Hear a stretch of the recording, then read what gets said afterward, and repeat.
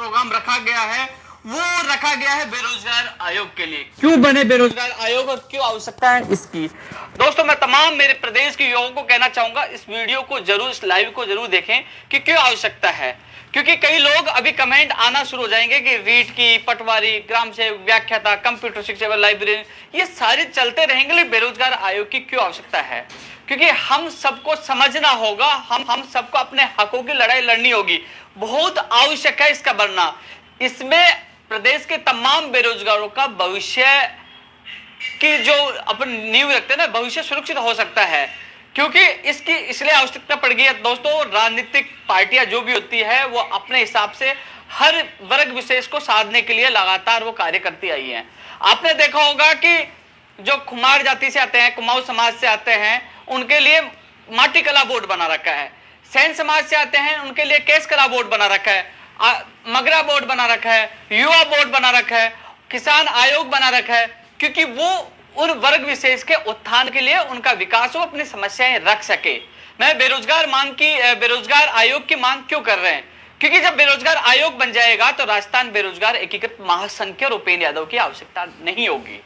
वहां हम सीधे जा सकते हैं। इस बेरोजगार आयोग की क्यों मांग करें?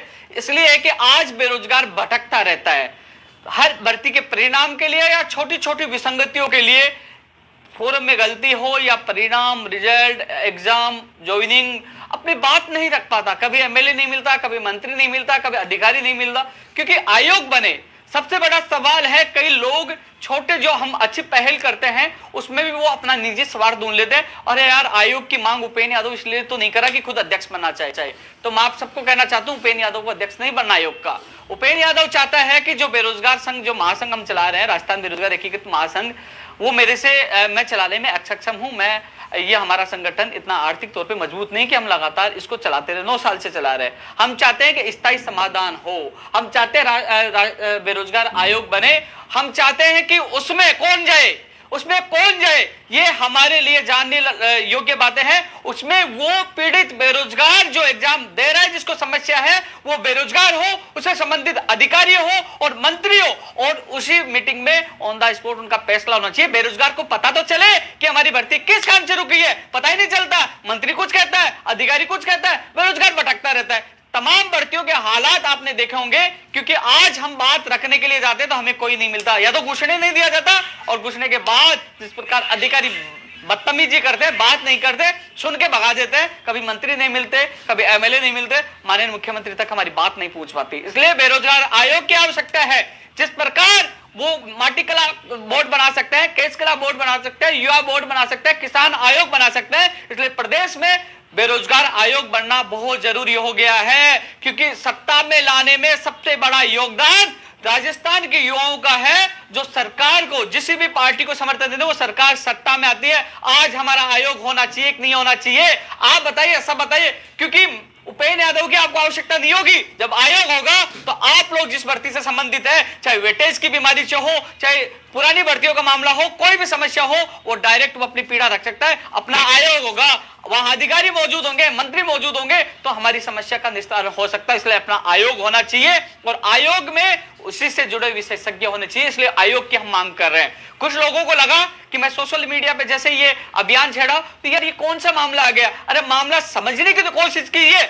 जब बाहरी राज्यों का मामला उठाया, कई लोगों ने कहा कि ये तो पागलपंती है। अब समझ में आया कि वास्तव में प्रदेश के युवाओं के साथ बिल्कुल गलत हो रहा है। बाहरी राज्यों का कोटा कम होना चाहिए। अब सब लोगों के समझ में आज ये मांग हम उठा रहे हैं कि राजस्थान में बेरोजगार आयोग होना चाहिए। जब फर्जीवाड़े का मामला आता है तो लोग अपनी बात नहीं रख पाते। जो लोग फर्जी प्रमाण पत्र, खेल प्रमाण पत्र, स्पोर्ट्स प्रमाण पत्र जिनसे लग जाते हैं, आज वो बात नहीं रख पाते। अभी हनुमानगढ़ से मेरी बात हुई पीटीआई भर्ती में कि मेरे पास सबूत है, लेकिन मुझे मारने की धमकी दी जा रही है। आज हमारा आयोग होता, बेरोजगार आयोग होता, तो वो लोग वहां बात रख सकते हैं कि उसको फर्जी है, इसको बाहर निकालिए, ये फर्जी डिग्री से लगा हुआ। इसलिए हम मांग कर रहे हैं कि हमारी बात रख पाए। आज कहां मांग रखे? आज हम बेरोजगार धरना प्रदर्शन ही करता रहेगा क्या? धरना प्रदर्शन, जेल, मुकदमे, ये कब तक करता रहेगा? इसलिए हमारा आयोग होना चाहिए। आप सहमत हो कि नहीं हो?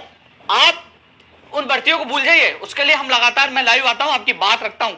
लेकिन आज जो हमारा मुद्दा है बेरोजगार आयोग जो का बयान चला रहे हैं वो होना चाहिए कि नहीं होना चाहिए बताइए। सोशल मीडिया पर आपकी आवाज बुलंद होनी चाहिए। अरे आप दिमाग लगाइए, सोचिए आयोग किसके काम आएगा? उपेंद्र यादव के काम थोड़ी आएगा। मैं कह रहा हूं, मैं बेरोजगार आयोग बनेगा ना, मैं खुद भी इसमें आवेदन नहीं करूंगा कि मुझे अध्यक्ष बना दे, नहीं बनना, लेकिन कम से कम बेरोजगार आयोग बेरोजगारों का होना चाहिए, अपनी बात तो रख सके। जो भी राजनीतिक पार्टियां उन्हें वर्ग विशेष को साधने के लिए अलग अलग आयोग बना रहे हैं, अलग अलग उनका बोर्ड बना रहे हैं, क्या हमारा आयोग नहीं बनना चाहिए? क्या आप सोचिए क्यों नहीं बनना चाहिए? आज बेरोजगार कहां जाए? अधीनस्थ बोर्ड में जाते तो घुसने नहीं देते, आरपीएससी जाए तो घुसने नहीं देते, सचिवालय जाए तो घुसने नहीं देते, कहां अपनी पीड़ा रखे आप सोचिए। इसलिए आवश्यकता है बेरोजगार आयोग की, पूरे प्रदेश में इसकी आवाज बुलंद होनी चाहिए। मेरे साथी कई लोग सोशल मीडिया में मैं देख रहा हूं कि दुख के लोग कमेंट कर रहे हैं कि 1 तारीख को हम राज्य बेरोजगार दिवस मनाएंगे। अरे आपने राष्ट्रीय बेरोजगार दिवस मना लिया, एक राजनीतिक स्टंट था, क्या हुआ? क्या मोदी जी अटके क्या? यहां बनाओगे तो कोई सरकार गिर जाएगी क्या? हमारा जो अभियान है वो अभियान होना चाहिए कि राजस्थान में बेरोजगार आयोग बनना चाहिए जिससे हमारी बात रखे। मेरे जैसे जो राजस्थान बेरोजगार एकीकृत महासंघ ऐसे संगठन है, वो राजस्थान में तमाम संगठन बंद हो जाएंगे, उनकी आवश्यकता ही नहीं है। हमारा आयोग हो तो कम से कम बेरोजगार अपनी पीड़ा रख सकता है, उनके परिजन पीड़ा रख सकते हैं कि इस भर्ती में ये समस्या है, इसमें इतने फर्जी है, ये लोग इस भर्ती में ये गड़बड़ी हुई है, सारी चीजें रख सकते हैं। आप अपने मन पर, अपने दिल पर हाथ रख के सोचिए कि ये मांग गलत है कि वाजिब है, क्योंकि सत्ता में लाने का सबसे बड़ा रोल हम लोगों का, युवाओं का है, और हम लोग आने वाले 2023 में सबसे बड़ा रोल युवाओं का होगा। लेकिन उससे पहले हम सबको मिलकर आवाज बुलंद कर पूरे प्रदेश में उन राजनीतिक नेताओं के सामने बात रखनी होगी कि आखिरकार हम कब तक भागते रहेंगे कि 10 बजे आ जाना, 10 बजे पूछ जाते हैं नेताजी, 12 बजे तक, 2 बजे तक नहीं मिलते, कल आना, हम लोग हताश होकर चले जाते हैं, या चिट्ठी जारी कर दी जाती है, लेटर जारी कर दिया जाता है, उसको चाटते दिए, कुछ नहीं होता। लेकिन हमारा आयोग होगा, हम मजबूती से बात रख सकते हैं। इसलिए दोस्तों आप सबसे मेरा निवेदन है, इस बेरोजगार आयोग की मांग को बुलंद करिए। जो उपेंद्र यादव की मांग नहीं है, ये प्रदेश के तमाम बेरोजगारों की मांग है। इसलिए आप लोग इस अभियान में जुड़े। हम 2 अक्टूबर से सोशल मीडिया पर यह बड़ा अभियान चला रहे, क्योंकि हर एमएलए को हम ज्ञापन देंगे, सत्ताधारी जो एमएलए हैं उनको ज्ञापन देके मांग करेंगे कि हम लोगों ने आपको समर्थन दिया था कांग्रेस पार्टी को, और घोषणा पत्र में भी डाला था, मैंने खुद ने डलवाया था कि युवा बोर्ड बेरोजगारों की समस्याओं का नीति निर्धारण करेगा। लेकिन अब युवा बोर्ड कहां है? बताइए कहां है? आज बेरोजगार भटक रहा है, आज बेरोजगार रो रहा है। आज ये आप लोगों को मैं कह रहा हूं, मैं चिल्ला कर हर मुद्दे जो उठाता हूं वो आपके हित में होते हैं, आपके हित में होते हैं, आपके भविष्य के लिए होते हैं। मैं चिल्ला के कहता था कि यार वो मदर्स कोचिंग वाला लाइब्रेरियन पेपर में वो आज भी फरार है, उनको गिरफ्तार नहीं किया गया। लेकिन नहीं, जब एग्जाम हो जाएगी, जब उनको लगेगा नहीं भर्ती रद्द करा दो, दोबारा से हम दे लेंगे, उनको पकड़िए। अरे उस समय मैं चिल्ला कह रहा था, मैं वहां डीजीपी को ज्ञापन दे रहा था, वहां मुकदमा दर्ज करा था, लेकिन नहीं। लेकिन सबसे बड़ी बात है, आज हमारे आयोग की आवश्यकता है, निसंकोच कोई भी बेरोजगार अपनी बात रख सकता है, तमाम छोटी छोटी विसंगतियों को दूर करा सकता है, और वो आयोग के जो सदस्य हो, अध्यक्ष हो, और जो तमाम सदस्य हो, वो ऑन द स्पॉट यानी कि अभ्यर्थी हो, मंत्री हो, अधिकारी हो, और उनके सामने उन समस्याओं का निस्तारण हो। अगले बेरोजगार की कोई भी भर्ती हो, साफ कह सकते हैं कि हाँ इस भर्ती में ये कमी है, इतना समय लगेगा, 1 महीने लगेगा, 2 महीने लगेगा, या आपकी भर्ती नहीं हो सकती, आप फालतू ना घूमिए, सारी चीजें स्पष्ट होनी चाहिए। आज हमें पता नहीं कि हमारी भर्ती किस कारण से अटकी हुई है। आपको उदाहरण देना चाहूंगा, 3 सितंबर को माननीय मुख्यमंत्री जी ने घोषणा की थी कि रीट शिक्षा भर्ती 2018 की एक और सूची जारी होगी। एलडीसी भर्ती 2018 की जो 587 कम किए गए थे, अब माननीय मुख्यमंत्री ने 603 पद कर दिए कि उसकी सूची जारी होगी। बाहरी राज्यों का कोटा कम करने के, जो खत्म करने के निर्देश माननीय मुख्यमंत्री ने दिए। क्या हुआ?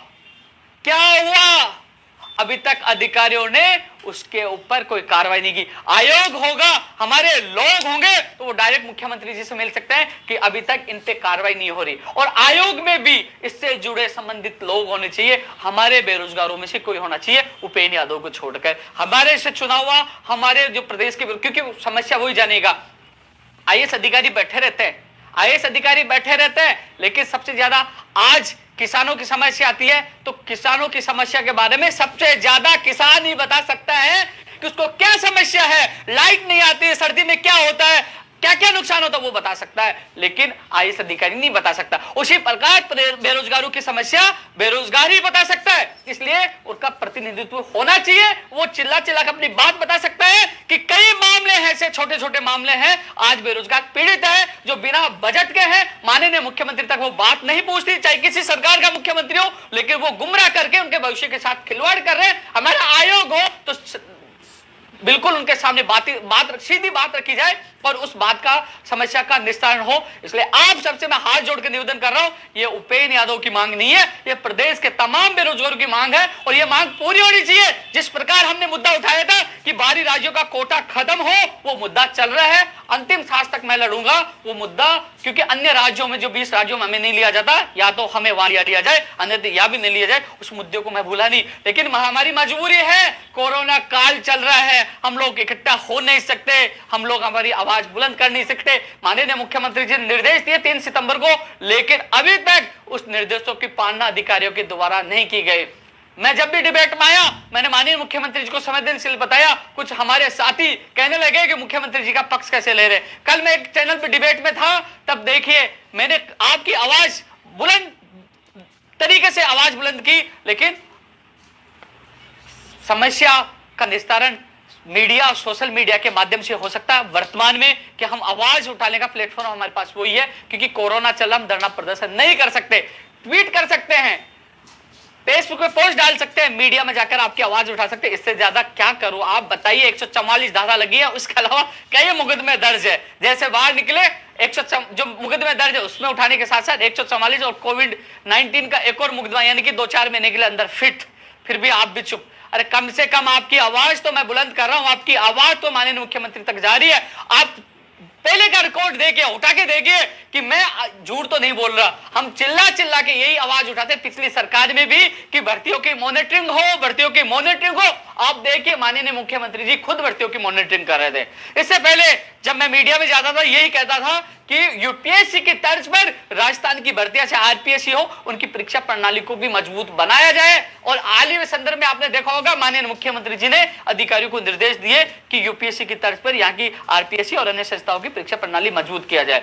अब हम इसके साथ साथ बाहरी राज्यों का कोटा समाप्त हो, इसके अलावा राजस्थान में बेरोजगार आयोग बने, और सबसे बड़ी मांग है कि अधिकारियों की जिम्मेदारी तय की जाए। जिस भर्ती को जो अधिकारी देख रहे हैं उसकी जिम्मेदारी तय की जाए, यदि लापरवाही की जाती है उसके खिलाफ कार्रवाई होनी चाहिए, क्योंकि लापरवाही अधिकारी करते हैं, सजा बेरोजगारों को मिलती है। मुझे पता है मैं कमेंट नहीं देख पा रहा, लेकिन मुझे पता है कि हमारे जो बेरोजगार मेरे साथी कई समझदार हैं, कई फर्जी आईडी से वो आ रहे होंगे, कितना भी कह लीजिए किसी के बाप से डरने वाला हूं, सीना ठोक के काम करता हूं ईमानदारी के साथ, और जो मांग वाजिब है उसके लिए जान चली जाए लेकिन पीछे नहीं हटूंगा, और सच के लिए लड़ाई लड़ना मेरा कर्तव्य है, मैं लड़ूंगा। लेकिन जो सच है वो सच सामने आकर रहेगा और उस लड़ाई के लिए हम मरते दम तक लड़ेंगे। लेकिन दोस्तों मैं पुनः कहना चाहूंगा, आप सोचिए किससे किसको फायदा होगा। आज मुझे दुख होता है, मैं उन लोगों की शक्ल देखता हूं, उनके आंखों में आंसू से देखता हूं जब मेरे राजस्थान बेरोजगार हकीकत महासंघ कार्यालय आते हैं, जिस प्रकार वो अपनी मांग रखते हैं मेरे भी आंसू आ जाते हैं। आज उनके सपने नहीं, उनके माँ बाप के सपने भी होते हैं। आज बेरोजगार आयोग हो तो उपेंद्र यादव के पास जाने की क्या हो सकता है, किसी के पास जाने की क्या हो सकता है, वो वहां जाके अपनी बात रख सकता है कि सुनिए हमारी ये भर्ती है। और उस आयोग में भी यह नियम होना चाहिए कि जो अभ्यर्थी एप्लीकेशन देगा जिससे भर्ती संबंधित, तो उसको टाइम दिया जाए कि इतनी तारीख को इतने बजे आपकी मीटिंग है, संबंधित अधिकारी और मंत्री सब मौजूद होंगे, उसमें निस्तारण किया जाएगा। और उनको लगता है कि मुख्यमंत्री जी के इस तरह का मामला है तो मुख्यमंत्री जी से भी उस अभ्यर्थी को और उस भर्ती के संबंधित अभ्यर्थियों को मिलाया जाए। सही कह रहा हूं या गलत कह रहा हूं, ऐसा होना चाहिए ना। ये तब होगा जब हम सब मिलकर एक साथ बुलंद आवाज में जब माननीय मुख्यमंत्री तक आवाज पहुंचाएंगे। लेकिन इस आवाज को पहुंचाने के लिए हम सबको एक होना पड़ेगा। कोरोना काल चल रहा है, लेकिन ध्यान रखना कोरोना काल खत्म होगा, हम शांतिपूर्वक माननीय मुख्यमंत्री तक हजारों की संख्या में आवाज पहुंचाएंगे कि बाहर राज्यों का कोटा भी समाप्त हो, अधिकारियों की जिम्मेदारी तय की जाए, गलती करने वाले अधिकारियों के खिलाफ कार्रवाई हो, समय पर भर्तियां हो, हर साल भर्तियां हो, और जिन बजट में भर्तियों की घोषणा की उनकी विज्ञप्तियां जारी हो। सबसे बड़ी विसंगति आपको मैं बताना चाहूंगा कि रीट शिक्षक भर्ती 2020 की हम बात कर लेते हैं। घोषणा माननीय मुख्यमंत्री जी ने की, शिक्षा मंत्री जी ने की, लेकिन राजस्थान का बेरोजगार ये नहीं कह रहा कि हमारी एग्जाम अक्टूबर में कराइए, नवंबर में कराइए। मैं खुद शिक्षा मंत्री जी को भी कह के आया था, अन्य अधिकारियों को कह आया था, लेकिन माननीय मुख्यमंत्री तक ये आवाज पूछे कि राजस्थान के बेरोजगार चाहते हैं कि आप अप्रैल, फरवरी, मार्च, मई कभी भी एग्जाम करवाइए। वो चाहते हैं कि हमारा कैलेंडर जारी हो, कि कब विज्ञप्ति जारी होगी, कब उसके एग्जाम होगी और पैटर्न क्या होगा, कितने पद होंगे, कितने विषय अनुसार पद होंगे, लेवल फर्स्ट में कितने होंगे, सेकंड में कितने होंगे। लोग अपनी तैयारी मस्ती से कर सकते हैं। उनके दिमाग में यह बैठ गया है कि पता नहीं हमारी विज्ञप्ति आएगी कि नहीं आएगी, बार बार तारीख बदली गई है।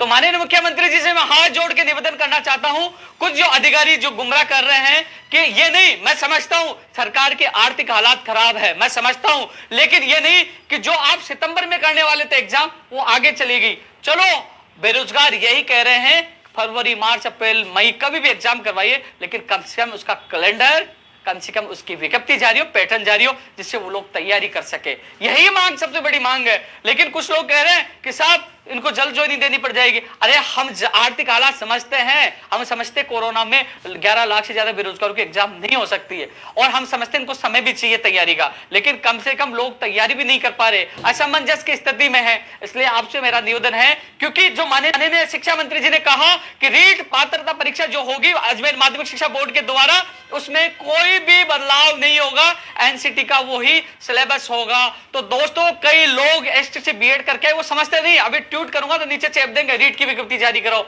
हर जगह चेप देंगे। अरे आप सुन तो लीजिए, चिल्ला चिल्ला कर हर जगह आपकी तो आवाज उठा रहा हूं, चाहे मीडिया, सोशल मीडिया, केवल आवाज उठा सकता हूं ना, मेरे अलावा कौन आवाज उठाता है, कौन उठाता है? चिल्ला चिल्ला के मैं आवाज तो उठा रहा हूं यार, मेरा फर्ज तो निभा रहा हूं। चाहे विसंगति हो, चाहे आपके जो डेमो क्लासेस इंटरव्यू जोड़ने का मामला हो, सबसे पहले विरोध में खड़े होने वाला आपका भाई था। अरे कम से कम आप लोग पीछे सोशल मीडिया पर मजबूती से खड़े हो सकते हो ना भाई, आप संघर्ष करो, हम आपके साथ, देखना मेरा ताकत हौसला कितना मजबूत हो जाएगा। दोस्तों शिक्षा मंत्री जी ने कहा कि कोई बदलाव नहीं होगा। बदलाव किस में होगा? जो बीकानेर निदेशालय के द्वारा जारी की जाने वाली विज्ञप्ति में बदलाव होगा कि वेटेज वाला जो संशोधन होना है पंचायत राज एक्ट में, तो वो बाद में ना, लेकिन रीट पात्रता परीक्षा माध्यमिक शिक्षा बोर्ड करा सकता है। हाल ही में मीटिंग हुई, सबसे पहले मैंने आप लोगों को बताया कि मीटिंग आज 11:30 बजे प्रस्तावित है, हो रही है। उसके बाद लोग कमेंट करने लगे 10 बजे मीटिंग 11:30 बजे, 10 बजे कमेंट कर रहे हैं। अरे भाई समझ तो जाइए, इंतजार तो करिए, मेरे को अधिकारी तुरंत थोड़ी बता दे, मैं भी कोशिश करता हूं आप तक को जानकारी देने की। उसमें माध्यमिक शिक्षा बोर्ड के अधिकारी भी शामिल हुए, बीकानेर के भी हुए, और मौखिक सैद्धांतिक सहमति का मतलब कि कब एग्जाम होगी, क्या होगा, क्या पैटर्न होगा, वो सारी चीजें इस मीटिंग में एक सैद्धांतिक सहमति बन चुकी है। वो आउट नहीं कर सकते, क्योंकि वो फाइल शिक्षा मंत्री मुख्यमंत्री तक अप्रूवल के लिए जाएगी। उसके बाद शिक्षा मंत्री या मुख्यमंत्री जी के द्वारा घोषणा की जाएगी। अधिकारियों ने अपनी तैयारी सैद्धांतिक सहमति दे दी है कि कब एग्जाम होगी, क्या पैटर्न होगा, 90-10 होगा या और कुछ बदलाव। हालांकि एक ही एग्जाम होगी, 90-10 की संभावना है, लेकिन सैद्धांतिक सहमति होगी है। अब कब एग्जाम होना है, संभावना फरवरी की ज्यादा है। इसके अलावा जब घोषणा होगी आप लोगों को पता चल जाएगी, लेकिन हम लगातार मांग कर रहे हैं कि रीट के पदों की संख्या भी बढ़ाई जाए। तो दोस्तों जो मीटिंग हुई अधिकारियों की, अधिकारी लेवल की थी, बीकानेर के अधिकारी, माध्यमिक शिक्षा बोर्ड के अधिकारी और अधिकारी यहाँ के मौजूद थे शिक्षा विभाग के, डीएस प्लान के, उन सबकी मीटिंग हुई और मीटिंग में सैद्धांतिक सहमति हो गई और वो फाइल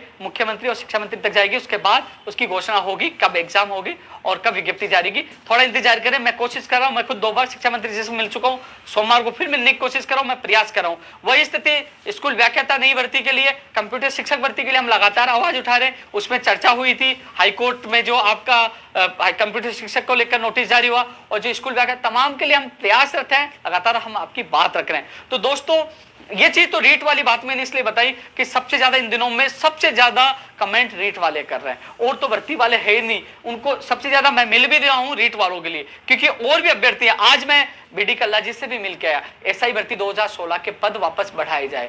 इसके अलावा पंचायत राज एलडीसी भर्ती 10,029 पद, जो 5 मार्च 2019 को माननीय मुख्यमंत्री जी ने कैलेंडर जारी कर दिया था, लोकसभा चुनाव की वजह से उनकी प्रक्रिया रोक दी गई और आज तक वो भटक रहे हैं। तो माननीय मुख्यमंत्री तक आवाज पूछे, बीडी कल्ला जी से मिले कि वो कहें कि जो सोमवार को होने वाली मीटिंग में उनको राहत दे, वो बात भी हमने रखी है। इसके अलावा जो ऊर्जा विभाग की जो भर्तियां हैं जो टेक्निकल हेल्पर सहित जो 9000 पदों की घोषणा की, उनकी विज्ञप्ति जारी है। प्रयास ऊर्जा विभाग के लिए भी कर रहे हैं, ऊर्जा विभाग के अभ्यर्थियों को भी लगातार कॉल और मैसेज आ रहे हैं। चाहे सब लोगों के लिए प्रयास करते हैं, मेरी कोशिश ये रहती है कि हर बेरोजगार को उनकी खुशी मिले। तो दोस्तों, बेरोजगार आयोग की आवश्यकता पड़ी, इस संदर्भ में मैंने चर्चा की, मैं कुछ और चर्चा करना चाहूंगा। क्यों पड़ी?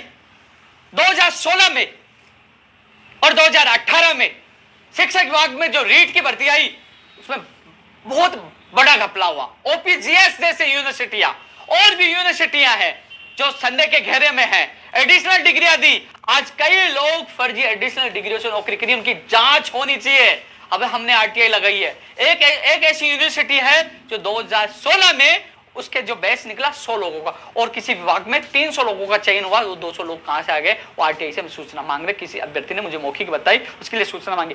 कई डिग्रियां हैं, उसकी जांच होनी चाहिए।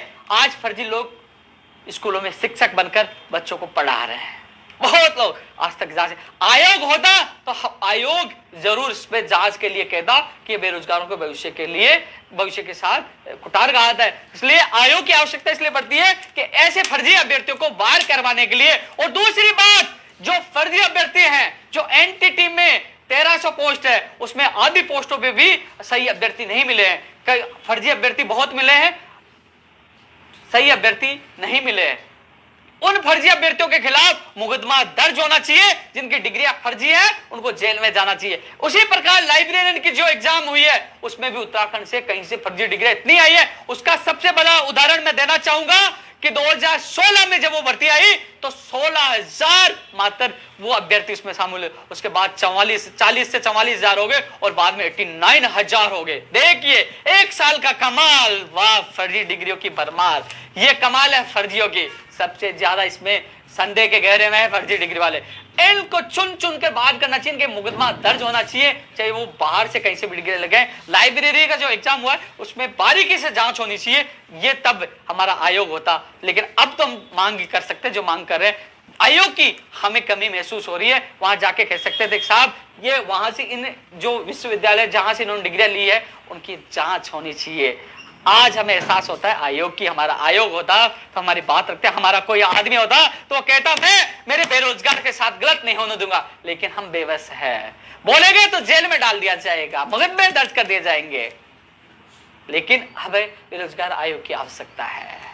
माननीय मुख्यमंत्री तक मैं आवाज पहुंचाना चाहता हूं, आप हर तबके की सुनते हैं। हम आपसे हाथ जोड़ के निवेदन करते हैं कि ना धरना होगा, ना प्रदर्शन होगा, ना मुकदमा दर्ज होगा, ना जेल होगी। बेरोजगार आयोग होगा तो बेरोजगारों की मांग वहां पूछेगी और वो मांग आप तक पूछेगी। जो जायज होगी वो हल होगी, जो नाजायज होगी वो खारिज होगी। लेकिन हमारा आयोग चाहिए। इसके लिए हम 2 अक्टूबर से हर जो कांग्रेस के एमएलए उनको ज्ञापन देंगे। आप सबसे प्रदेश के तमाम मेरे साथियों से मेरा निवेदन है, सुबह 10 बजे हम ट्विटर वार के माध्यम से भी, जो हमारा हैशटैग है बेरोजगार आयोग, उसको हमें ट्विटर के माध्यम से आवाज उठानी है और माननीय मुख्यमंत्री जी को, सीएमओ को, तमाम मंत्रियों को उनको टेक करना है और याद दिलाना है। राहुल गांधी जी को भी टेक करना है, अजय माकन जी को टेक करना है, पीसीसी चीफ को भी टेक करना है। हम युवाओं ने समर्थन दिया था, आपके घोषणा पत्र में भी है, युवाओं के लिए अलग से युवा बोर्ड या बेरोजगार आयोग होगा, उसके लिए हमें याद दिलाना है। ये मांग उपेंद्र यादव की नहीं है, आप सबकी है। दोस्तों, जो पीटीआई का जो मामला सामने आया, फर्जी खेल प्रमाण पत्रों का बड़ा खेल है। मेरे पास जो आपने देखा लिफ्ट टेक्नीशियन वाली, रेडियोग्राफर वाली भर्ती का जो अभ्यर्थी मुझे सीधा फोन करके हेल्प मांग रहा है, मीडिया ने बड़ी मजबूती के साथ आवाज उठाई। लेकिन बड़ा दुर्भाग्य है, बड़ा दुर्भाग्य है, यदि बेरोजगार आयोग होता, वहां शिकायत करते, मुकदमा दर्ज होता। मैं सिप्रापत थाने में मैं प्रार्थना पत्र देके आया कि मेरे पास फोन आया और मुझे हेल्प मांग रहा था, इसके मोबाइल नंबर, इसका नाम है, इसके खिलाफ मुकदमा दर्ज कर दीजिए। आज तक मुकदमा दर्ज नहीं हुआ। आज तक यदि उसको पकड़ा जाता, वो व्यक्ति खुद स्वीकार रहा था कि कितने लोगों को वहां फर्जी डिग्रियों के माध्यम से नौकरियां मिली है, कितने लोगों को। आज सबसे मैं पूछना चाहता हूं, अभी मेरे कार्यालय में कुछ अभ्यर्थी आए, उन्होंने बताया कि मेरे साथ एक संगीता कुमारी नाम की एक लड़की पढ़ती थी। संगीता कुमारी, मैं नाम लूंगा क्योंकि उन्होंने मुझे नाम बताया था। हम लोगों ने उदयपुर से, जो भोपाल यूनिवर्सिटी से हमने बीपीएड की थी, और उन्होंने उनका फोरम भी दिखाया कि उन्होंने अपेयरिंग बताया, अपनी कॉलेज का नाम बताया और उसका सिलेक्शन दूसरी एमपी की डिग्री से हो गया। उस डिग्री को भूल गई और एमपी से दूसरी डिग्री लाके उसका चयन हो गया। अब बताइए एमपी की डिग्री उसी वर्ष की कहां से आ गई? वो उस डिग्री में फॉर्म में भरा, वो अपेयरिंग वाली है, आज वो नौकरी कर रही है। तो जवाब आप सोचिए, फर्जीवाड़ा नहीं है तो क्या है बताइए? वो उसके साथ ही कह रहे कि वो हमारे साथ बीपीएड कर रही थी, वो कहां से लग गई? हम लोगों को तो बाहर कर दिया गया, आप तो अपेयरिंग वाले हो, वो नौकरी कर रही है। ऐसे और भी कई उदाहरण है, मैंने आरटीआई लगाई है। इन सबके लिए मैं प्रेस कॉन्फ्रेंस करना चाहता हूं।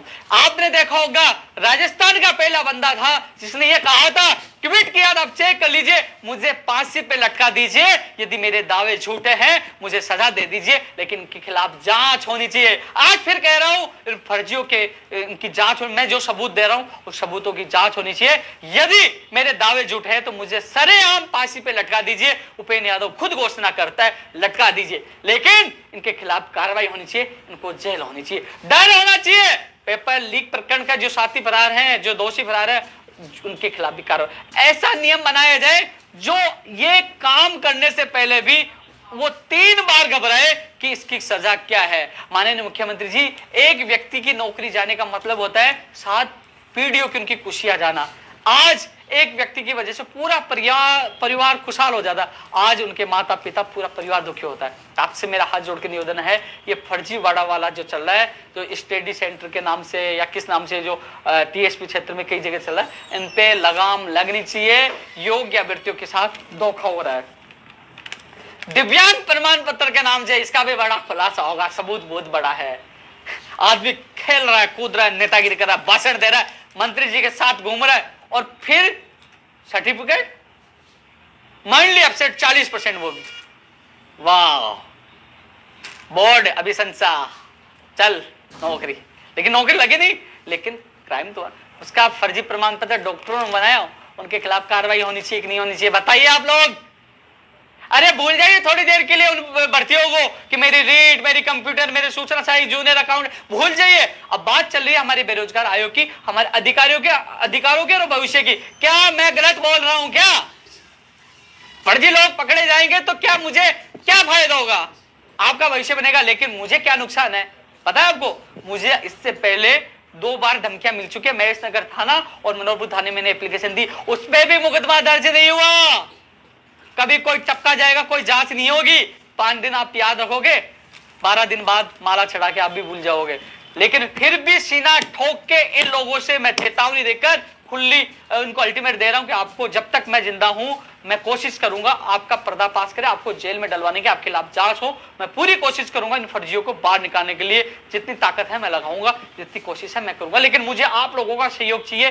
जिस प्रकार हनुमानगढ़ से फोन आया, कुछ लोग आए, मुझे वो सबूत दीजिए, उन सबूतों के आधार पर ही हम लोग इनको जेल में डलवा सकते हैं।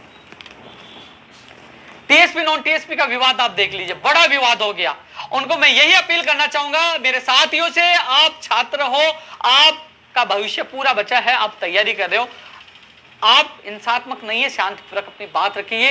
मैं जानता हूं आपका आक्रोश है, मैं भी युवा हूं, मेरी भावनाएं आपके साथ है, लेकिन जिनके मुकदमे दर्ज हो जाएंगे ना, मेरे साथी जो 56 लोग हैं, उनमें कई लोगों के राजस्थान पुलिस में नौकरी लगी, उनको राजस्थान पुलिस की नौकरी से निकाल दिया, आज उनके मैसेज आते हैं। मैं उनके लिए सरकार से निवेदन करता हूं, मैंने ज्ञापन दिया है कि उनके मुकदमे वापस ले लीजिए, वो नौकरी पे लग जाएं। आज वो रो रहे हैं, वो भटक रहे हैं। आज कई जो कहते हैं ना कि उपेंद्र यादव इतना शांत क्यों, मतलब परिस्थितियां भी होती है, आज उनके मुकदमे वापस हो जाए तो 56 लोगों का भविष्य बन सकता है। इसलिए आज अब में जोश है, आप लोग आंदोलित है, लेकिन कम से कम अपना भविष्य का भी ध्यान रखें, क्योंकि शांतिपूर्वक अपनी बात रखें। यदि प्रशासन और सरकार सुन रही है तो उनसे वार्ता करिए, नतीजा वार्ता से ही निकलेगा। इसमें जो हाईकोर्ट का निर्णय आया है, वो जो न्यायालय के आदेश की पालना करनी होती है, लेकिन इसमें बैठकर आप लोग जो 2 ग्रुप हैं जो दावेदारी कर रहे हैं, सरकार बैठकर इस पे निस्तारण करें और इस आंदोलन को आप शांतिपूर्वक तरीके से चलाइए और इसको वार्ता से नतीजा निकलेगा। इसलिए आप लोग अपना भविष्य का जरूर ध्यान रखें।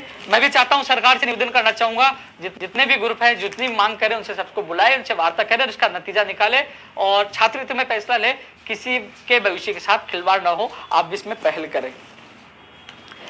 एसआई भर्ती 2016, अब आयोग की मांग क्यों पड़ रही है?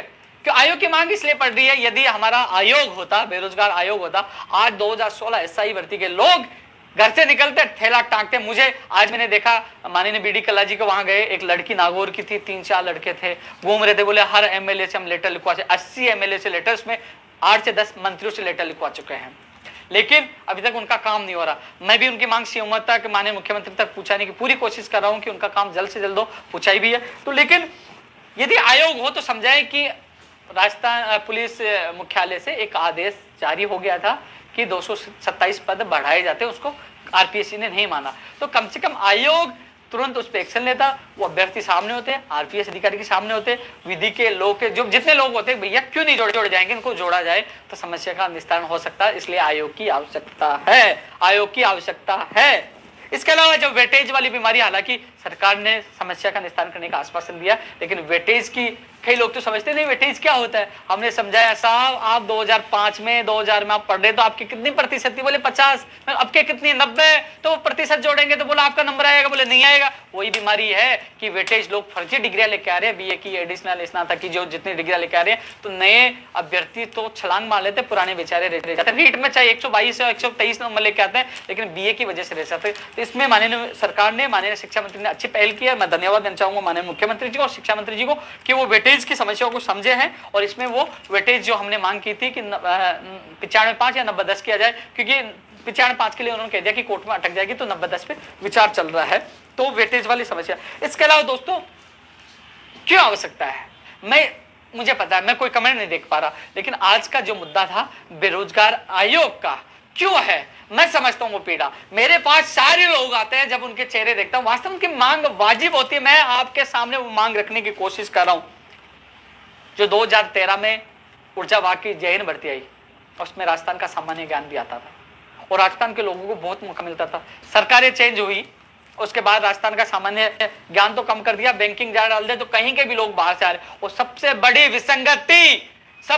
विसंगति, बड़ा दुख होता है, ये प्रदेश में ये आईएएस अधिकारी क्यों खिलवाड़ कर रहे हैं। ये करीब 50 से 60 हजार लोग हैं, लाख लोग होंगे, इनके परीक्षा केंद्र यूपी और बिहार में देते हैं, राजस्थान में क्यों नहीं। हमारे राजस्थान में 16-17 लाख लोगों की एग्जाम हो सकती है, इनकी एग्जाम क्यों नहीं हो सकती। वहां फर्जीवाड़ा होता है और राजस्थान के अभ्यर्थियों का नंबर नहीं आता, वहां सेंटर बिक जाते हैं, वो लोग लग जाते हैं। ये बिना बजट के काम है। राजस्थान का सामान्य ज्ञान भी डालना चाहिए और परीक्षा केंद्र राजस्थान में भी होना चाहिए। ये बिना बजट की मांग है कि नहीं है, ये बड़ी विसंगति है कि नहीं है। ये मैं माननीय मुख्यमंत्री तक भी पूछाने की पहले भी कोशिश की थी, अभी भी कोशिश कर रहा हूं, मीडिया और सोशल मीडिया के माध्यम से मैं रोज चिल्ला कहता हूं, ये बिना बजट का काम है, ये अधिकारी गुमराह कर रहे हैं। इसलिए बेरोजगार आयोग की आवश्यकता होनी चाहिए। वो बेरोजगार कह सके कि हमारे साथ ऐसा हो रहा है और ये अधिकारी ऐसा कर रहा है, वहां मंत्री मौजूद होगा तो वो कहेगा कि बेरोजगार सही है, आप गलत करें, इसमें यह संशोधन होना चाहिए। क्या फायदा होगा कि नहीं होगा बेरोजगारों का, होगा ना। इसलिए बेरोजगार आयोग की आवश्यकता है मेरे दोस्तों, आवश्यकता है। 2013 एनएम और जीनम पंचायत राज एलडीसी भर्ती 2013, आयुर्वेद नर्सिंग भर्ती 2013 1005 पद जो है, आज ये भटक रहे हैं। वो मेरी बहनें, वो मेरे भाई, पिछली सरकार में तो कई लोगों ने मिठाई भी खा ली थी, तस्वीर भी ले ली थी, आज वो भटक रहे हैं। आज मंत्री कुछ कहता है, अधिकारी कुछ कहते हैं, माननीय मुख्यमंत्री से मुलाकात हो नहीं पाती। आज वो इसी आस में बैठा, आज नहीं तो कल हमारी भर्ती होगी। आज उनकी उम्र निकल चुकी है, छोटे छोटे बच्चे हैं। आज सुबह शाम इतने मेरे पास मैसेज आते, कॉल आते, भैया क्या होगा। एक भाई पर इतनी हजारों बहनों की आस है। बहनों, मैं भी लाचार हूं, मजबूर हूं, लेकिन मैं इतना कह सकता हूं, मेरे अंदर जब तक सांस है मैं आपकी आवाज बुलंद करता रहूंगा, कोशिश करूंगा आपको न्याय मिले। आज आयोग होता तो वहां अधिकारी होता, वहां मंत्री होता, वहां आप बैठे होते, आपके सामने स्थिति स्पष्ट होती, और उनसे भी नहीं होती तो आपका डेलीगेशन आयोग का अध्यक्ष माननीय मुख्यमंत्री से मिलवाता और उस समस्या का निस्तारण होता। 2013 से 2020 तक, यानी कि 7 साल तक आपको भटकना नहीं भटकना पड़ता। इसलिए आयोग की मांग कर रहे कि आयोग होना चाहिए। इसलिए मांग कर रहे कि कम से कम उस बेरोजगार को तो पता चले कि मेरी भर्ती में क्या हो रहा है। मीटिंग होती है, हम लोग सोशल मीडिया पे, ट्विटर पे, फेसबुक पे, टीवी खोल के बैठ जाते, क्या हुआ मीटिंग में, क्या हुआ, क्या नतीजा निकला। लास्ट में उनकी फोटो देखते, चर्चाएं पूछते हैं, फोन करते हैं, साहब हमारी मीटिंग में क्या हुआ। दूसरे दिन मिलते हैं, साहब कल मीटिंग थी, क्या हुआ, पता नहीं चल पाता। कम से कम हमारा अधिकार है, पता तो चले कि नेगेटिव रहा निर्णय या पॉजिटिव रहा, हमें नौकरी मिलेगी कि नहीं मिलेगी। इसलिए आयोग की आवश्यकता है, इसलिए आयोग की आवश्यकता है। पंचायत राज एलडीसी भर्ती 2013 एक जो 10,029 पदों पर माननीय मुख्यमंत्री जी ने 1 मार्च की मुलाकात के बाद 5 मार्च को उन्होंने कैलेंडर जारी किया था कि 10,029 परिवारों को खुशियां दी थी और सब लोग बहुत खुशी से झूम रहे थे। लेकिन आचार संहिता की वजह से वो प्रक्रिया आज तक लटकी पड़ी है। अब जब मैं जांच कराने गया कोरोना की, जब मैं उन विद्यार्थियों को देखा कि वो एमएलए क्वार्टर पर वहां रात गुजार रहे थे, आज भी वो रात गुजारते हैं और घर से बाहर पड़े हैं और हर एमएलए के पास जाके हाथ जोड़ते हैं, प्लीज हमारी भर्ती पूरा करवा दीजिए, प्लीज हमारी भर्ती पूरी करवा दीजिए। किसी अधिकारी के पास जाते हैं कि बजट की प्रॉब्लम है, किसी के पास जाते हैं तो क्या प्रॉब्लम है। माननीय मुख्यमंत्री जी को कई अधिकारियों ने गुमराह भी किया। मुख्यमंत्री जी अब स्थिति साफ गई, अब समस्या बजट की है। लेकिन मुख्यमंत्री जी ये भर्ती बिल्कुल वाजिब है, सुप्रीम कोर्ट से ये जीत कर आए थे, आज नहीं तो कल ये भर्ती करनी होगी। ये अधिकारी तमाम लोग गुमराह कर रहे हैं। हम लोग आपको वास्तविक स्थिति से बताना चाहते हैं, ये 10,029 परिवार आपको दुआएं देंगे और जो 4514 जीएनएम है, एएनएम की जो 6719 है, वो भी आपको दुआएं देंगे। 2013 की ये भर्तियां लंबित है। आयुर्वेद नर्सिंग भर्ती के भी 1005 पद है, तो इन पे आप संज्ञान लें, उनको राहत प्रदान करें। हाँ, जो मेरी बहनें हैं, जो भाई है एएनएम और जीएनएम के हैं और पंचायत राज एलडीसी वाले हैं, आपका भाई आपके साथ है। कोरोना चल रहा है, मजबूरियां है, लेकिन हम सब मिलकर अच्छी रणनीति के साथ अपनी आवाज माननीय मुख्यमंत्री तक पहुंचाएंगे, सरकार तक पहुंचाएंगे। हमारा संघर्ष जारी रहेगा और एक दिन हमारा संघर्ष जरूर कामयाब होगा। अरे पर्चा नीचे गिर गया था, जो मैं नीचे गया था आपने देखा, गायब तो नहीं होगा, गायब नहीं हुआ, पर्चा उठाने चला गया था। भूल जाऊं तो कई लोग गालियां भी दें।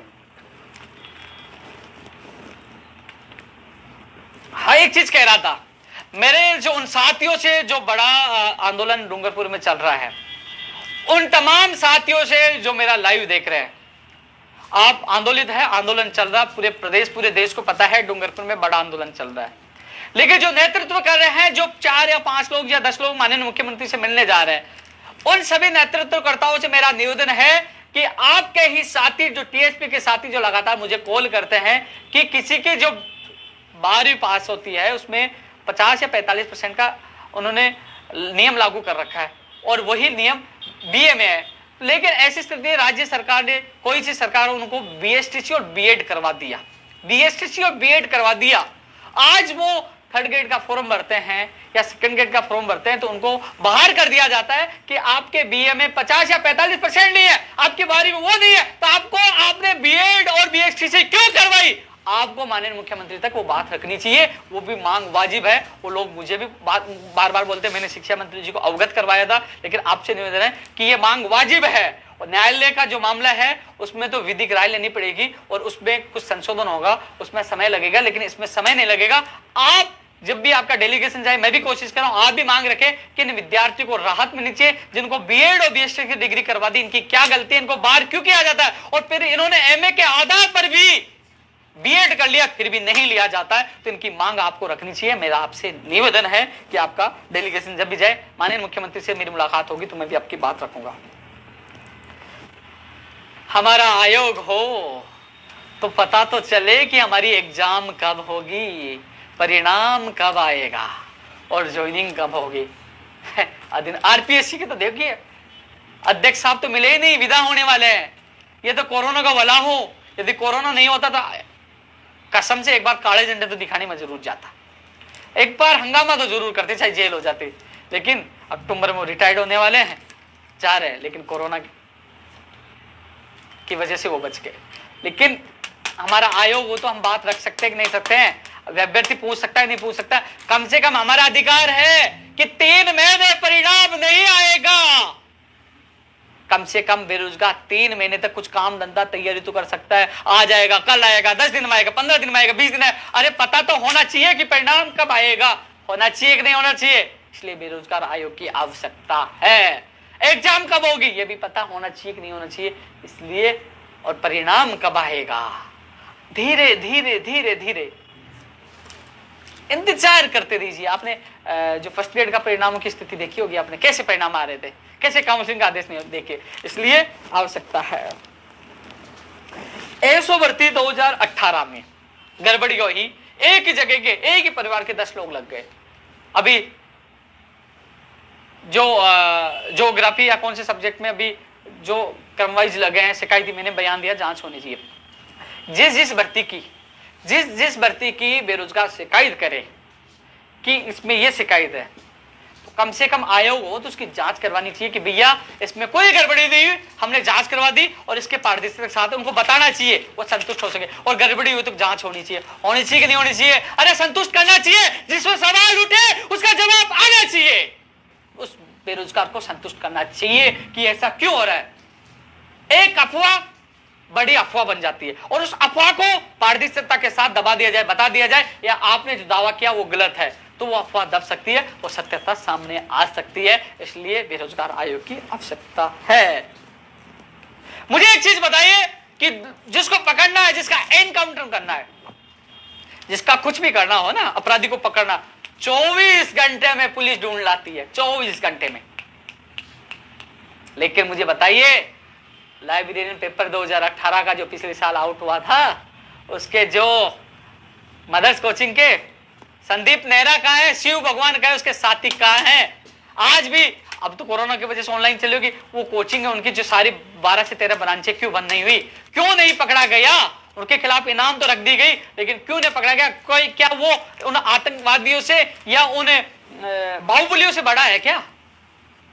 उनको क्यों नहीं पकड़ा? ये मैं तो देखो पुलिस वालों को सपोर्ट करता हूं कि उनकी 3600 पे ग्रेड हो, पुलिस समर्थन है, लेकिन ये नाकामयाबी है, ये नाकामयाबी है। पकड़ना चाहिए था, ऐसा अपराधियों को पकड़ना चाहिए था, उनके खिलाफ सख्त से सख्त कार्रवाई चाहिए। नहीं, उनको पकड़ना चाहिए, कोई भी हो उनको पकड़ना चाहिए। आज तक गिरफ्तार नहीं है, उनको गिरफ्तार करना चाहिए।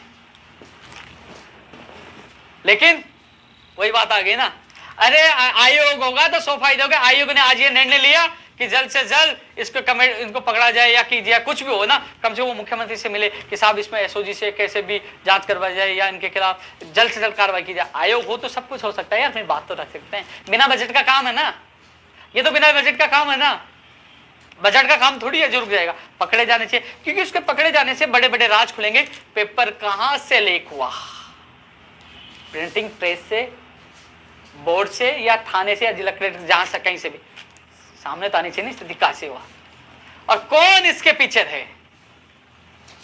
सवाल बनता कि नहीं बनता? बताइए बताइए बताइए, नीचे कमेंट कर देना। उपयोग नहीं आता राजनीति कर रहा, बेरोजगार आयोग की मांग करना राजनीति है, आपकी आवाज उठाना राजनीति है। अरे कभी राजनीति तो की नहीं तो आज तक तो भविष्य बन जाता, किसी पार्टी में चयन कर चुका होता।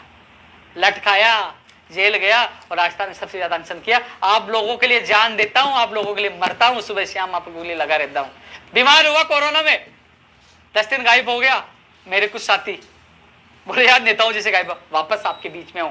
मई जून जुलाई अगस्त सितंबर तक आपके बीच में हूं। मैं कोई नेता नहीं हूं, आपका भाई हूं। 10-20 कमेंट से कोई फर्क नहीं पड़ता। लाखों लोगों का प्यार है, मान सम्मान है, इसलिए ये ऊर्जा है भाई में, लड़ने की क्षमता है। आप लोगों की वजह से, आप लोगों के मान और सम्मान और विश्वास की वजह से मैं लड़ाई लड़ रहा हूं इन सब लोगों से। जो लोग, मुझे पता है, मेरे पास कई बार न्यूज आती है कि आपको टपका देंगे, वो आपके लिए ये कह रहा था, वो आपके लिए वो कह रहा। अब भाई टपकाना तो टपका दे भाई, मैंने अच्छा काम किया है, मैं तो खुश हूं मेरी जिंदगी से कि मैं किसी का बुरा नहीं किया। 2 से 2.5 लाख परिवार आज नौकरी कर रहे हैं हमारे संघर्ष से, जिसका अनशन किया, लाठ है क्या सुप्रीम कोर्ट तक ले। मैं बहुत खुश हूं, अच्छा किया है। टपकाने से किसी के बाप से डरने वाला नहीं है भैया, वो तो निश्चित है, जब लिखा होगा तब मरूंगा, डरूंगा नहीं, मैं डरपोक नहीं हूं, आवाज तो उठाऊंगा। जेल तो आप जाओगे। और जो लोग मेरा ये देख रहे हैं, ये लाइव देख रहे हैं, यदि उनके पास फर्जी डिग्रियां है तो वो जांच कराने ना जाएं। अब फर्जी डिग्रियों वाले के पास, फर्जी प्रमाण पत्रों के खिलाफ आवाज बुलंद हो चुकी है, अब नहीं छोड़ेंगे भाई उन लोगों को। हाँ, राजस्थान पुलिस 2018 में 1600 पद बिल्कुल कम कर दिए, बेचारे लगातार भटक रहे। अरे भाई हम उनको समझाएं, भाई आपने भर्ती निकाली और उसमें 1600 पद तो आज भी खाली है, तो उनकी सूची आनी चाहिए कि नहीं आनी चाहिए थी? आनी चाहिए थी ना। लेकिन कहां बात रखें, कहां बात रखें, सोचिए। कुल मिलाकर इस लाइव में मैं सारी चीज आपको बता रहा था। हमारा आयोग होना चाहिए कि नहीं होना चाहिए, आप बताइए। जवाब दीजिए, यस या नो, बोलिए, कमेंट करिए, बताइए यस या नो, क्या मेरी मांग गलत है? लिख दीजिए गलत है, सही है तो बताइए ये बेरोजगारों के हित में, बताइए कमेंट से कि यस या नो, ये मांग वाजिब है आपके हित में। हम बात रख सकते थे कि राजस्थान पुलिस की 1600 पदों की सीट खाली, उस पर वेटिंग आपके एक सूची जारी होनी चाहिए। जूनियर अकाउंटेंट 2013, सूचना सहायक भर्ती 2013, आज वो भटक रहे हैं, उनकी सूची जारी होनी चाहिए नहीं चाहिए थी, 2013 से भटक रहे हैं। मांग वाजिब है गलत है आप बता दीजिए, सूची जारी होनी चाहिए, आज वो भटक रहे हैं। आज कोरोना काल में मैं उन बहनों को देखता हूं, वो लड़कियां घर से निकल के आती है, मैं पूछता हूं बहनों आप कैसे आ जाती हो? घर वाले मना नहीं करते, बोले हमारे पेट के लिए आते हैं, आज हमारा भविष्य का सवाल इसलिए हम घर से निकलते हैं। रीड 2020 के बारे में बता चुका हूं, कोशिश करूंगा दोबारा सोमवार को मिलूंगा। हाँ, जो अधिकारियों की मीटिंग हो चुकी है, सैद्धांतिक सहमति हो चुकी है सरकार की तरफ से, उसमें घोषणा होना बाकी है, कोशिश करें जल्द से जल्द हो। हाँ, एक चीज और कहने वाला था भाई, भूल तो नहीं गया, महिला आंगनबाड़ी वाली जो महिलाएं कई बार मुझे कमेंट करी थी, हालांकि इस भर्तियों के लिए लाइव नहीं है, उन बहनों को बता दूं आपका फैसला सुरक्षित है। जज साहब को कोई भी नहीं बोल सकता, कभी भी एक दिन पहले आपको पता लग जाएगा, खोज लिस्ट में लग जाएगा। अब न मेरे हाथ में न सरकार के हाथ में, वो केवल न्यायालय के द्वारा आपका फैसला आना है। आपकी भर्ती सुरक्षित है, घबराने की जरूरत नहीं, आपकी भर्ती रद्द नहीं होगी। जैसे फैसला आएगा उसके बाद आपकी भर्ती, आपकी नियुक्ति प्रक्रिया जल्द से जल्द हो, आपका फाइनल परिणाम जल्द से जल्द है, मैं पूरी कोशिश करूंगा। उसके बाद आपका पूरा सहयोग करूंगा। जिस प्रकार आपने मुझे कहा कि आपकी भर्ती खतरे में है, वहां से नोटिस जारी हुआ, मैं खुद सीएम हो गया, आपके लिए एडवोकेट जनरल करवाया, एडवोकेट जनरल साहब ने पैरवी की, आपकी भर्ती सुरक्षित, जहां सहयोग होगा मैं पूरा सहयोग। थोड़ा सा आपको संयम रखना है, क्योंकि पिछले बार लाइव नहीं आया तो कई बहनों ने मुझे फोन किया कि आप भूल गए, भूला नहीं, क्या करूं, बेरोजगार हजारों लाखों में है, अनेक कितनी भर्तियां हैं, कोशिश करता हूं हर बेरोजगार की आवाज उठाने के लिए। एक बार मैं चेक कर लेता हूं, कोई भूल गया तो कई लोग मुझे कहेंगे यार भूल गया, लेकिन आज का जो प्रोग्राम था दोस्तों स्पेशल था, बेरोजगार आयोग होना चाहिए नहीं होना चाहिए। आप सबसे मेरा निवेदन है कि जो आज का प्रोग्राम का उद्देश्य ये था, मेरे लिए नहीं है, मैं कह रहा हूं जो लोग आपको भ्रमित करेंगे ना, उपेंद्र यादव को बेरोजगार आयोग चाहिए, नहीं, ये आयोग मेरे लिए नहीं, ये आयोग आपके लिए है। कम से कम अपनी बात रख सको, दिल पे हाथ रखिए। आज कहां आप बात रख पाते हो क्या? भगा दिया जाता है। यदि आयोग होगा तो आप कह सकते हैं हमारा आयोग है, हमारी पीड़ा सुनिए, आज हम दुखी है। आपके लिए आयोग की मैं मांग कर रहा हूं, इसलिए 2 अक्टूबर को सुबह 10 बजे हम ट्विटर वार पर सभी बेरोजगार, सभी से मेरा निवेदन है कि बेरोजगार आयोग जो हैशटैग जो बेरोजगार आयोग के नाम से आपको ट्वीट करना है, ज्यादा ट्वीट करना है, राहुल गांधी जी को, अजय माकन जी को, पीसीसी चीफ गोविंद सिंह डोटासरा जी को और मुख्यमंत्री जी को टैग करना है और मांग करेंगे कि हमारा बेरोजगार आयोग बने। तो आपको ज्यादा, मैं 10 बजे मैं भी करूंगा और आपको ज्यादा से ज्यादा ट्वीट और रिट्वीट करना है, जिससे ये नेताओं तक, क्योंकि सब लोग ट्विटर पर, सबसे बड़ा जो चल रहा है अभी, जो ट्विटर का ही जमाना चल रहा है, ज्यादातर लोग एमएलए मंत्री ट्विटर खुद चेक करते हैं। तो आप मेरे सीधे उपेंद्र यादव के नाम से मेरा ट्विटर अकाउंट है, 1,48,000 से ज्यादा उसमें मेरे फॉलोवर है, आप मुझसे सीधा जुड़ सकते हो। मैं लगातार आप लोगों की आवाज वहां बुलंद कर रहा हूँ। कोरोना काल समाप्त होगा तो आपका भाई बड़ी रणनीति के साथ, ऐसा नहीं हार गया, उतरेंगे, हजारों की संख्या में उतरेंगे और अपनी आवाज बुलंद करेंगे। तो अभी आप सभी साथियों से निवेदन करना चाहूंगा, जिसने इसका प्रोग्राम को देखा है तो 2 अक्टूबर को याद रखें। इसके अलावा 2 अक्टूबर से ही हम जो सत्ताधारी एमएलए हैं उनसे लेटर लिखवाएंगे मुख्यमंत्री जी के नाम। हालांकि उनसे लेटर के साथ, क्योंकि लेटर लिखने के बाद आज जो चीज स्थिति हर भर्ती में लेटर लिख के दे रहे हैं, उनसे कहना है कि आप लोग माननीय मुख्यमंत्री जी से मिलकर ये बात कहोगे।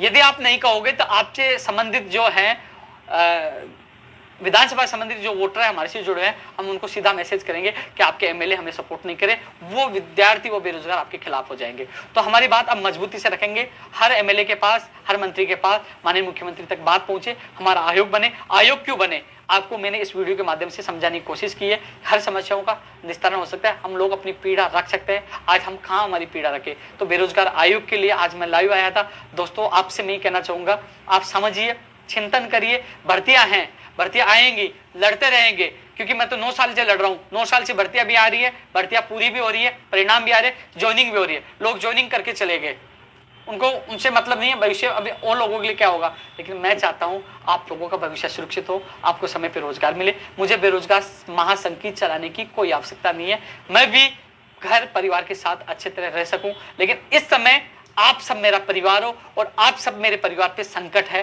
फर्जी डिग्रियों का, बाहरी राज्यों वालों का, इसके अलावा जो तमाम विसंगतियां हैं, तमाम आप लोग भटकते रहते हो, तमाम आपके मैं दर्द देखता हूं, आपके आंखों में आंसू देखता हूं, वो दूर, आप मेरे परिवार का संकट दूर हो जाए, यही मेरा सपना है कि अधिकारियों की जिम्मेदारी तय हो, समय पे भर्ती आई, समय पे परिणाम आए, समय पे एग्जाम हो, समय पे ज्वाइनिंग हो, महाराजा को कोठा खत्म हो, अधिकारियों की जिम्मेदारी के साथ ही आपका बेरोजगार आयोग बने।